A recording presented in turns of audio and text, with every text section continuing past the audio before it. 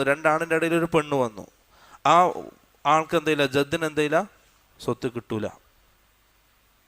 പക്ഷെ ഉമ്മയത്തെ സഹോദരൻ, അവർ ഈ കായികയിൽ നിന്ന് പുറത്താണ്, ഉമ്മയത്തെ സഹോദരൻ എന്ത് ചെയ്യും, സ്വത്ത് കിട്ടും. പക്ഷെ നമുക്ക് വിശദീകരിക്കാം. ഇപ്പം 4 ആൾക്കാരായി. ഇബിന് മകൻ, മകൻ്റെ മകൻ, ഉപ്പ, ഉപ്പാരുപ്പ. 5-മത്തേത് വൽ അഖു മിൻ അയ്യിൽ ജിഹാതി കാന, സഹോദരന്മാർ, അതേത് രീതിയിലുള്ള സഹോദരന്മാരാണെങ്കിലും. നമുക്ക് ഒരു മനുഷ്യന് 3 രീതിയിലാണ് സഹോദരന്മാരുണ്ടാവുക.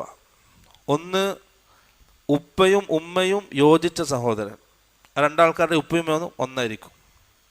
രണ്ടാമത്തത് ഉപ്പയിലൂടെ മാത്രം ബന്ധമുള്ള സഹോദരൻ, 2 ആൾക്കാരുടെ ഉപ്പ ഒന്നായിരിക്കും, പക്ഷെ ഉമ്മ വേറെ വേറെ ആയിരിക്കും.